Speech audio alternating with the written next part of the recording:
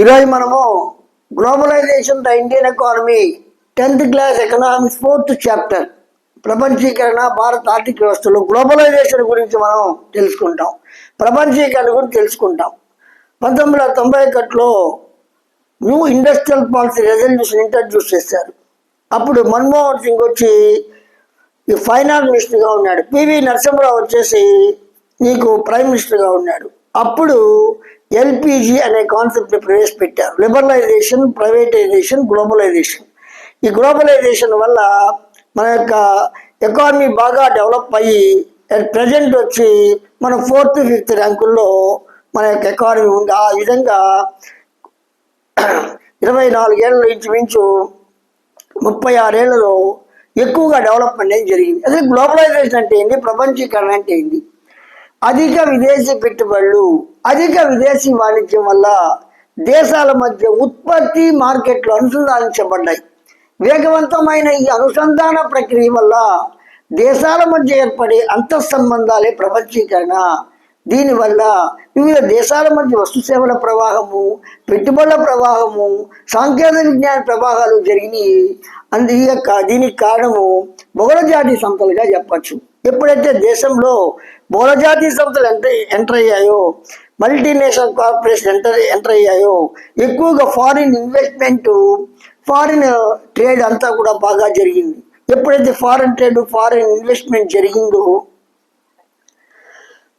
మన దేశంలో ప్రొడక్షన్ అనేది బాగా పెరిగింది. ప్రొడక్షన్ ఎప్పుడైతే పెరిగిందో అప్పుడు ఈ యొక్క అవుట్పుట్ అంతా కూడా కేవలం మన దేశంలో మాత్రమే కాకుండా అదర్ దేశాలకంతా కూడా డిస్ట్రిబ్యూట్ చేయగలిగారు. మార్కెట్లు అనేవి డిఫరెంట్ మార్కెట్స్ అనేవి ఏర్పడింది. అమెరికాలో కానీ, యూరప్ కంట్రీస్కి కానీ, మన దేశం నుండి తూర్పు ఈ యొక్క ఆఫ్రికన్ కంట్రీస్కి అంతా కూడా ఎక్కువగా నీకు ప్రొడక్షన్ అనేది ఇంటర్ కనెక్షన్ అనేది చేయబడి ప్రొడక్షన్ చేయడము, ఆ తర్వాత దాని మార్కెట్లు అంతా కూడా ఎక్కువగా ఏర్పాటు చేసుకున్న దానివల్ల ఇంటర్ కనెక్షన్ అనేది ఏర్పడింది. దీనివల్ల ఈ యొక్క ఇంటర్ కనెక్షన్ వల్ల ఒక దేశానికి మధ్య ఇంటర్ రిలేషన్షిప్ అనేది ఏర్పడింది, ఇంటర్ కనెక్షన్ అనేది ఏర్పడింది. ఈ విధంగా ఇంటర్ కనెక్షన్ ఏర్పడడాన్ని గ్లోబలైజేషన్ అంటారు.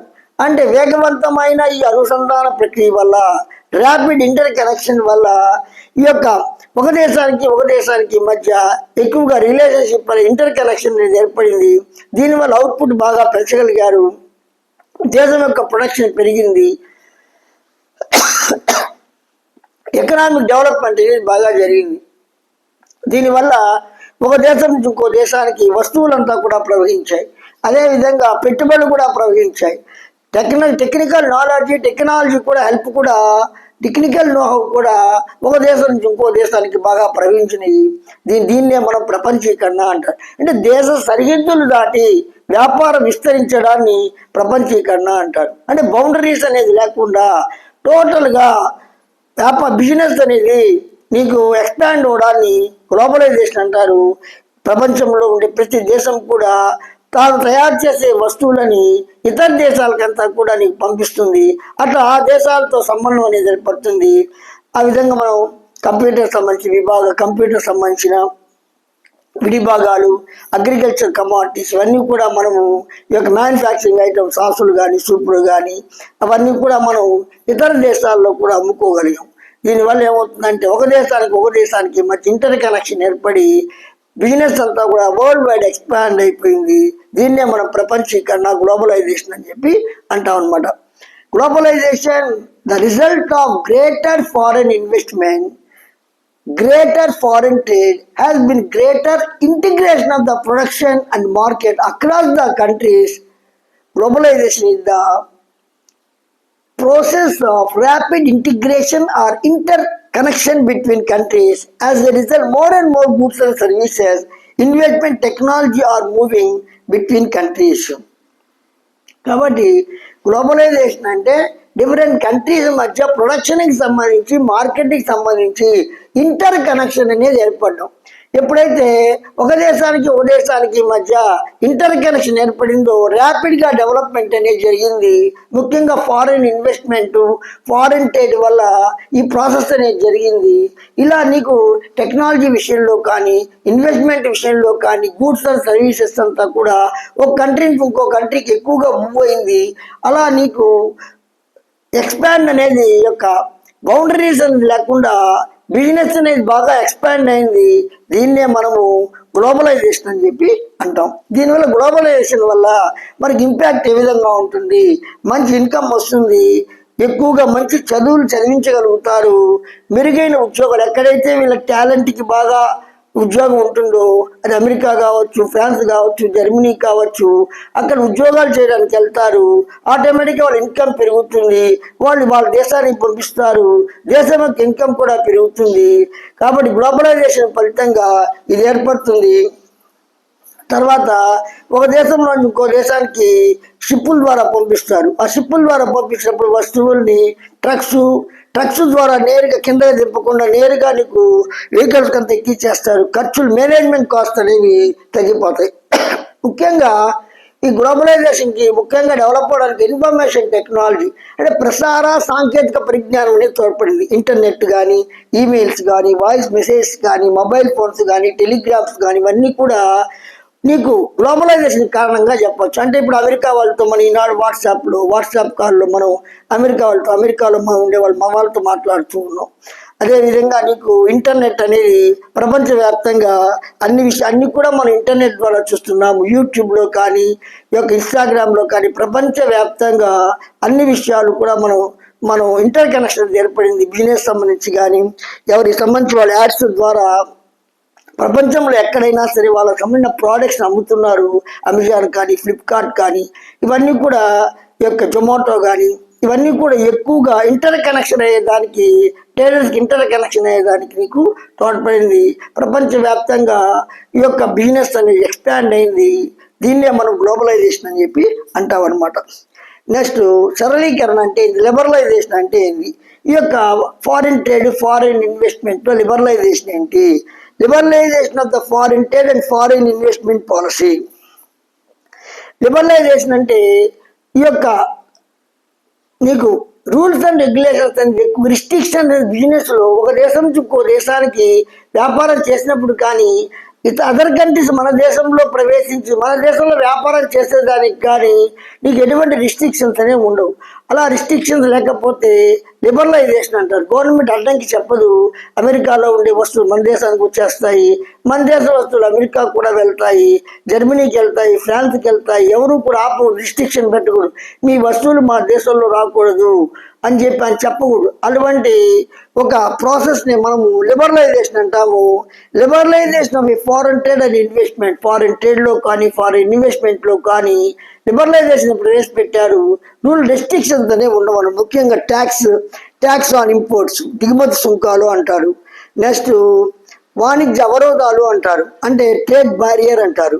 ఈ ట్రేడ్ బ్యారియర్స్, ట్రేడ్ యొక్క రిస్ట్రిక్షన్స్ ఆన్ ట్రేడ్, నీకు ట్యాక్సెస్ ఆన్ ఇంపోర్ట్స్, వీటి మీద అంతా కూడా రిస్ట్రిక్షన్స్ అంతా కూడా బాగా తగ్గించేశారు. దీనివల్ల వాణిజ్య ఒక దేశం ఇంకో దేశానికి వస్తువులు పంపిస్తే ఇంతకుముందు ఆపేవాళ్ళు, ఇప్పుడు అది లేకుండా లిబరలైజ్ చేశారు. ఈ విధంగా ట్రేడ్ బారియర్స్ లేనందువల్ల ఇంకా వ్యాపారం బాగా జరిగింది. 1991 తర్వాత వివిధ దేశాల మధ్య పోటీ అనేది ఏర్పడి, ఆ పోటీ వల్ల ఇంకా కూడా నీకు వ్యాపారం అనేది పెరిగింది, ఎక్కువ మంది పెట్టుబడులతో కూడా పెట్టారు. కాబట్టి లిబరలైజేషన్ అంటే ట్రేడ్ బారియర్స్ అంతా లేకుండా చేయడము, ట్యాక్స్ ఆన్ ఇంపోర్ట్స్ లేకుండా చేయడము, రిస్ట్రిక్షన్స్ అంతా కూడా బిజినెస్లో లేకుండా చేసిన దానివల్ల మన దేశ యొక్క ప్రొడ్యూసర్స్ అదర్ కంట్రీస్ యొక్క ప్రొడ్యూసర్స్తో ఎక్కువగా కాంపిటీషన్ని పోటీ పడ్డారు. మంచి నాణ్యమైన వస్తువుల్ని తక్కువ ధరకే నీకు అందరికీ సప్లై చేయగలిగారు. అందువల్ల మన వస్తువులు కానీ ఎక్కువగా నీకు మొత్తం బిజినెస్ అంతా బాగా జరిగింది. అది చెప్పులు కావచ్చు, గ్లాసులు కావచ్చు, ఇంటర్నెట్ యొక్క ఆటో స్పేర్ పార్ట్స్ కావచ్చు, నీ కంప్యూటర్ యొక్క పార్ట్స్ కావచ్చు, అన్నీ కూడా విడి భాగాలంతా కూడా మనమే సప్లై చేయగలిగాము. దీనివల్ల ఎక్కువగా బిజినెస్ అనేది ఎక్కువగా మన రష్యాతో డిఫెన్స్ సంబంధించిన డీల్స్ అన్నీ ఉంటాయి, జర్మనీతో, ఫ్రాన్స్తో మనకి ఏరోప్లేన్ సంబంధించి డిఫెన్స్ డీల్స్ ఉంటాయి. అట్లా వస్తువులకు సంబంధించి మాత్రమే కాకుండా డిఫెన్స్ సంబంధించిన డీల్స్ కూడా ఎక్కువగా చేసుకోగలిగాము. మన బిజినెస్ కూడా పెంచుకోగలిగాము భారతదేశంలో. కానీ ఫారెన్ ఇన్వెస్ట్మెంట్, ఫారెన్ ట్రేడ్ అనేది గ్లోబలైజేషన్ ముఖ్య కారణంగా చెప్పచ్చు. ముఖ్యంగా లిబరలైజేషన్ వల్ల ఇంపోర్ట్స్ మీద ట్యాక్సెస్ తగ్గించడము, రిస్ట్రిక్షన్స్ మీదంతా కూడా, బారియర్స్ అంతా కూడా ట్రేడ్ బ్యారియర్స్ అంతా కూడా తొలగించడం వల్ల బిజినెస్ బాగా జరిగి ఒక కంట్రీకి ఇంకో కంట్రీకి మధ్య బిజినెస్ బాగా జరిగి కాంపిటీషన్ ఏర్పడి రకరకాల వస్తువులు తక్కువ కాస్ట్తో లభించాయి. కానీ దీన్ని ఈ విధంగా రిస్ట్రిక్షన్స్ కానీ బారియర్స్ కానీ removing barriers or restrictions set by the government is known as liberalization. ప్రభుత్వం విధించిన అవరోధాలని పరిమితులను తొలగించడాన్ని సరళీకరణ అంటారు. Removing barriers or restrictions set by the government is known as liberalization. ఎగుమతి దిగుమతి సుంకాల విషయంలో ట్యాక్స్ విషయంలో కంట్రీస్కి అంతా కూడా సంస్థలకి ఆ యొక్క ఇండస్ట్రియల్ ప్రొడ్యూస్ చేసే వాళ్ళకంతా కూడా నీకు లిబర్టీ ఇవ్వబడ్డారు. దీని కొరకుగా ఫస్ట్ ప్రపంచ వాణిజ్య సంస్థ వరల్డ్ ట్రేడ్ ఆర్గనైజేషన్ అనేది స్టార్ట్ చేశారు. అంటే 1948లో general agreement trade and tariff అని చెప్పి గాట్ అనేది స్టార్ట్ చేశారు. వ్యాపార సుంకాల సాధారణ ఉడంబడిక అని స్టార్ట్ చేశారు 1948లో. ఆ తర్వాత ఘాట్ స్థానంలో 8 సమావేశాలు జరిగాయి. దీన్ని రౌండ్స్ అంటారు. అప్పుడు 8th రౌండ్ ఉరుగ్వే రౌండ్ జరిగింది. ఆ 8th రౌండ్లో ఘాట్ యొక్క స్థానం డిసప్పైర్ అయిపోయి WTO స్టార్ట్ చేయబడింది. WTO అనేది January 1st 1995లో 123 నేషన్స్ సైన్ చేశారు. వరల్డ్ ట్రేడ్ ఆర్గనైజేషన్ ఏర్పడింది. ప్రపంచ వాణిజ్య సంస్థ ఏర్పడింది. ఈ ప్రపంచ వాణిజ్య సంస్థలు ఇంకా కొద్దిగా రిస్ట్రిక్షన్స్ అంతా బాగా పెట్టుకొని ఎలా బిజినెస్ చేయాలి, ఎలా బిజినెస్ పెంచుకోవాలి అని నీకు January 1st 1995లో 123 నేషన్స్ వచ్చి సైన్ చేస్తే ఇందులో భారతదేశం కూడా ఉంది. ఈనాడు వచ్చేసి 166 మెంబర్స్ వచ్చేసి ప్రపంచ వాణిజ్య సంస్థలో ఉన్నారు. ఈ ప్రపంచ వాణిజ్యం ఏం చేస్తుందంటే ఈ యొక్క అవరోధాలంతా కూడా తొలగిస్తుంది. ఒక దేశానికి సమస్య ఏర్పడినప్పుడు మీటింగులు పెట్టి ఆ సమస్యల్ని సాల్వ్ చేస్తుంది. వ్యాపారానికి సంబంధించిన ఇంప్రూవ్ చేసేదానికి సజెషన్స్ అంతా ఇస్తుంది. ఒక వేదికగా ఇది పనిచేస్తుంది. దీనికి సంబంధించి ఒక వీడియో నేను సీనియర్ ఇంటర్ వాళ్ళకి చెప్పున్నాను. నేను పెద్ద వీడియో 16 నిమిషాలు WTO గురించి ఘాట్ గురించి చెప్పున్నాను. ఇంకా మీరు బాగా తెలుసుకోండి. కాంపిటేటివ్ ఎగ్జామ్ రాసేవాళ్ళు, గ్రూప్స్ ఎగ్జామ్ రాసేవాళ్ళు ఇంకా WTO దాంట్లో వినొచ్చు. లింక్ అనేది నేను ఇందులో పెడతాను. ఇలా కానీ ఇక్కడ సమస్య వచ్చింది. అభివృద్ధి చెందిన దేశాలు అభివృద్ధి చెందుతున్న దేశాలు మాత్రం ఈ రిస్ట్రిక్షన్స్ అంతా తొలగిస్తే, అభివృద్ధి చెందిన దేశాలు మాత్రం రిస్ట్రిక్షన్ తొలగించకుండా మనం వాళ్ళకి వస్తువులు మనం ఎక్స్పోర్ట్ చేసినప్పుడు రిస్ట్రిక్షన్ ఇస్తే మనం కొన్ని మామిడి పండ్లు కానీ అవన్నీ పంపించినప్పుడు ఇవి బాగలేదు, కెమికల్స్ ఉన్నాయి అని టెస్టులు చేసి ఆపేస్తున్నారు. వాళ్ళవి మాత్రం మన దేశంలో ఫ్రీగా మూవ్ అయ్యేదానికి మనమేమో రిస్ట్రిక్షన్ తగ్గించాలి, వాళ్ళేమో రిస్ట్రిక్షన్ పెడుతున్నారు. దీనివల్ల కొన్ని సమస్యలు ఏర్పడినాయి. ఏదేమైనా కూడా వ్యాపారం జరిగేదానికి, ప్రపంచ వ్యాపారం జరిగేదానికి, ప్రపంచ వ్యాపారం విస్తరించేదానికి WTO కానీ ఈ గ్లోబలైజేషన్ అనేది ఎక్కువగా తోడ్పడింది. WTO ప్రపంచ వాణిజ్య సంస్థ ఇంకా దీనికి ఎక్కువగా సహకరించింది. డియర్ స్టూడెంట్స్, వ్యూయర్స్, నేను చెప్పిన కంటెంట్ నచ్చితే మీరు లైక్ చేయండి, షేర్ చేయండి, సబ్స్క్రైబ్ చేసుకోండి. నా ఛానల్కి మీరు ఎంకరేజ్ చేయండి. ఇంకా దీనికి సంబంధించిన వీడియోలు ఎక్కువగా నేను చేస్తాను.